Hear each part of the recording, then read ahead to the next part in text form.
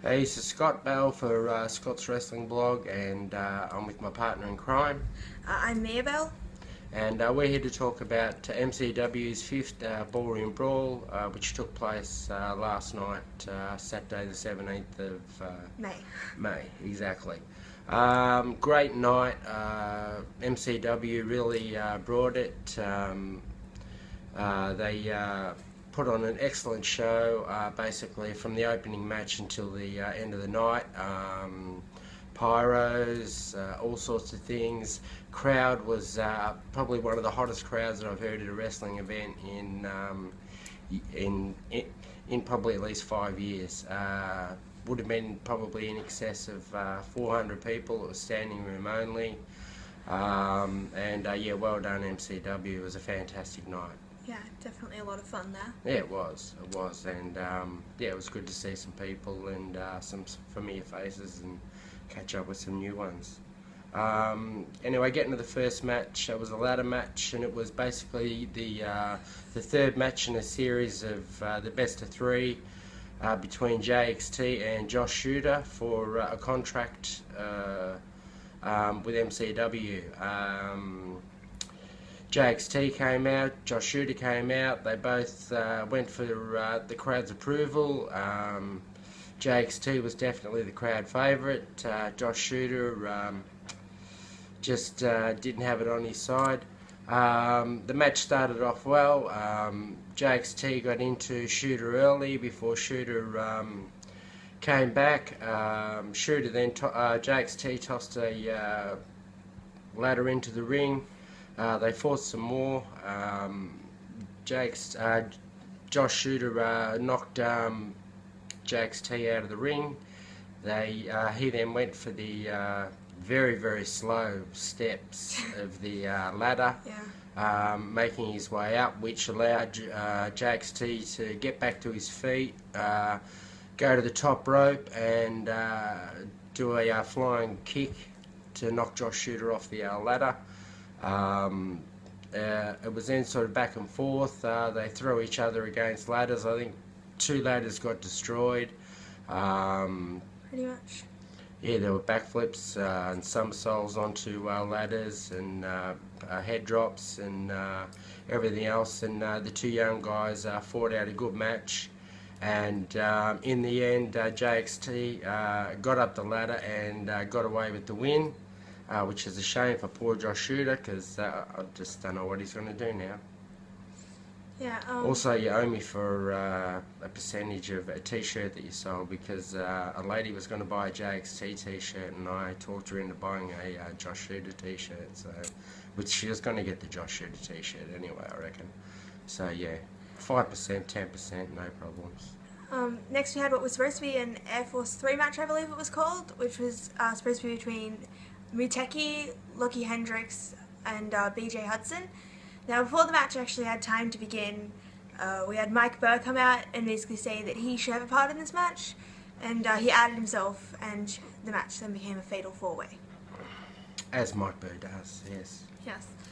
Good match. Mike Burr basically beat up on the 3 young guys. Muteki, interesting character. I like the way he works at MCW. Seems to be over with the crowd, which is really good. BJ Hudson was BJ Hudson. Very amusing character, in my opinion. Yeah, but yeah, pretty much you get what you expect with that. And yeah, so in the end, the winner of the match was Muteki, as it's pronounced. And so the winner of the match got to be the last one to enter the Royal Rumble. So. Exactly. So yeah, next up we had the Tag Team Championship match, which was between the Loose and the Reckless, Adam Brooks and Dowie James. And they're the champions? Yeah, they're the defending champions versus the Hounds of Hell. Tommy Hellfire and the Cremator. Tommy Hellfire and the Cremator, yes, or the Beard. And yeah, that was a good back and forwards match, of course, with Dowie James and Adam Brooks. Heaps of high flying from them two. Tommy Hellfire and the Cremator, more ground and pound. sort of style of fighting. It was a good match, backwards and forwards, considering the size difference and everything else. Brooksy and Darry James held up their end well. So did Cremator and Tommy Hellfire. All in all, I enjoyed the match, and the loose and reckless Adam Brooks and Darry James got away with the win and retained their titles. You can They see there's did. a bit of Tommy Hellfire and the Cremator. There's something going on there. There's something they're building up to something. You can Yes, there's definitely something brewing at the end of the match. There was a bit of pushing and shoving and arguing in the ring, and obviously somebody wasn't happy with the way things had gone down. So we'll see what happens, I suppose, in the coming shows with that. Next up, we had the no holds barred match between Crackerjack and Mr. Juicy. This was actually probably match of the night. Definitely. Absolutely crowd favourite. Went off. Everything from forks to scissors to staplers to bin lids to what did the sign say? What did the sign say that was pinned onto, stapled onto Mr. Juicy? There's a sign stapled onto Mr. Juicy. Yeah. It said something like I don't know. But yeah, anyway.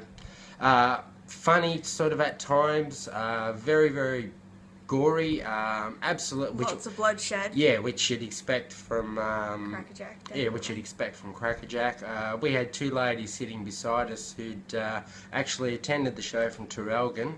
It was the second show that they'd ever been to. They hadn't been to an MCW show before. They were shocked. They didn't even believe that it was real blood. I had to assure them that, yeah, it was indeed real blood, and that some of those things do hurt. There was a nice bit of barbed wire in the corner, and as we've seen happen in the past, Crackerjack's hair got caught in it, and he had to cut himself free. Yeah, which is, I don't mind that move. His hair grows fast, because I mean, I remember he got his head shaved a couple of years ago. And yeah, when, because he cut it all off, and then... Yeah, just grows fast, so... Good on him. I wish I could grow my hair that fast. I'm jealous too. I want to grow my hair. So yeah, basically, Crackerjack wins. Sorry, got off track there. Crackerjack he picked up the win there. And picked up the win, and it was a hard-fought win. And I don't know whether that's the end of the battle between Mr. Juicy and Crackerjack now. What becomes of Mr. Juicy is kind of... Yeah, exactly. What's next for Mr. Juicy? I mean, what's he got to do? Anyway, next match we had come up was the Royal Rumble. Participants in the Royal Rumble in order of entry were BJ Hudson, the Iron Spider, Benny Factor, Cremator, Mike Burr, Pierce Carter, Lockie Hendricks, Super Lizard, Adam Brooks, Emmanuel, Vixen, Dowie James, Elliot Sexton, and Matiki. Was it only a 14-man? Yeah, that was a bit strange. It's like it didn't even end on the right number. Like I'd expect it to end on maybe like a 15 or I thought it was supposed to be a 15-man Royal Rumble. Anyway, fair enough. Yeah, it was pretty much what you'd expect from a Royal Rumble. Heaps of smashing and grabbing, and everybody sort of trying to get their moves in. Probably at stages there was too many people in the ring. Lots of sort of like near falls over the ropes and what have you, and comebacks and everything else. I probably would have picked Mike Burr to have possibly won this match, which he didn't. Yeah, Colin? Yeah. Pierce Carter was the first man that got tossed out of the ring, and it was seconds after he actually entered the ring, which was very interesting. Which one's he? Is he one of the guys that takes those selfies? Yeah, he's a part of a group called... do you remember what they're called? No. It's something like Smart and Casual, that's it. And Yes. he's in a team with BJ Hudson, who went out I think it was 2 people later. Yep. He went out third, so... Anyway, Benny Factor was second person eliminated. Then Mike Burr, surprisingly, was eliminated fourth. Wasn't very happy with it at all. Then we had Super Lizard. Strange character there. Yeah, very odd character. Looked very odd weird. looking. character. Wouldn't want that in your bedroom at night. Lockie Hendricks, another new boy. Cremator, Iron Spider. Then Vixen was eliminated. Which was kind of disappointing. I wanted her to win that. Yeah, it would have been good. That would have been interesting. Would have made, yeah, it would have been good. Would have loved that. Dowie James and Adam Brooks were the next two eliminated, as was Matiki, which left Emmanuel and Elliot Sexton to basically go at it for a couple of minutes before Elliot Sexton picked up the win. He got rid of Emmanuel, and he is now the #1 contender for the MCW Championship, and has got his match at the next MCW show that takes place, I think, next month. So yeah, great match. Enjoyed it for a Rumble. Really, really good. What do we got? Yeah. Oh, women's match. Yes. Okay. Well, that's yours. You can do that. Okay. So next we had a women's match, which was originally supposed to be Miami versus Casey Cassidy, but unfortunately Casey Cassidy was injured. She had a sprained wrist and 3 fractures, I think, in her other one. But she found another worthy opponent, which was Miss Shazza McKenzie, which was good to see her come back. Exactly. Hadn't seen her in a while at MCW, so it was great to have her back and see her there. Yeah. Which, it was a good match. I really enjoyed it. Backwards and forwards. Yeah. Miami and Shazza worked well together. Yeah, basically, in the end, Miami got away with the win, which was, yeah, good for her. It was a good, enjoyable women's match, and it'll be interesting to see what happens after this. Exactly. Hopefully, we'll finally get to see Casey Cassidy versus Miami. Exactly. That would be good. Yeah, that would be good. Or maybe Nikita Neridan or something like that. Neridan, yeah. Yeah, Neridan or someone like that. Next up, we had the main event of the evening. That was the title match between champion Mike Peterson, who's held the title for over a year, and his challenger was Carlo Cash Money Cannon. It went outside the ring right towards the start. And yeah, it started off really well. Lots of pyromaniacs, pyrotechnics, and what have you, and Carlo came out to a massive pop. The crowd were right into him. Mike Burr, not so much. Mike Peterson, not so much. Sebastian Walker building heat for the boy. Match started, went really well. Went all around the ring, outside the ring, backwards and forwards. It was a great match for a championship match. It had an awesome build-up. Both competitors, I sort of felt, gave 100%, and definitely, you know, had the crowd on their feet by the end of the night. And we now have a new MCW champion, and that is it's Carlo Cannon. It was definitely good to see him win. He's always a crowd favourite. Totally deserving. So congratulations to Carlo. He is now the new MCW champion, and will be facing Elliot Sexton at the next MCW show. Which I think will be a very interesting match, considering they're both face. Yeah, so exactly. So, yeah. Face versus face for the title. It should be interesting. Is Elliot Sexton a face? Or? Yeah, he went face, I think. That's what we were discussing last night. It was, he came out and he was all of a sudden, like, a crowd favourite.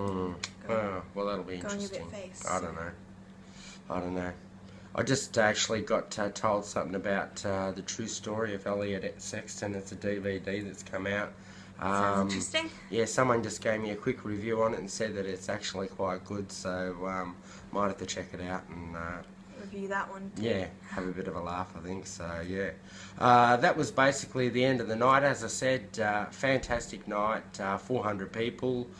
At least, and everybody went home happy. I mean, you see it all over Facebook, how everybody's going, what a great night, rah, rah, rah, and yeah, it was.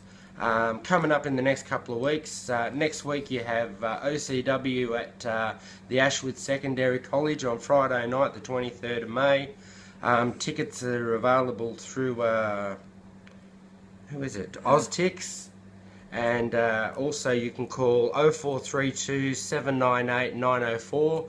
And Saturday night you've got PCW Mayhem at the Polish Club in Roeville. You can find them on the Facebook page and contact them and book your tickets. And there's also a show, GPW, in Warragul next weekend, which I didn't even know about till last night. So yeah, good luck to GPW, and have a great weekend next weekend, and see you at the shows.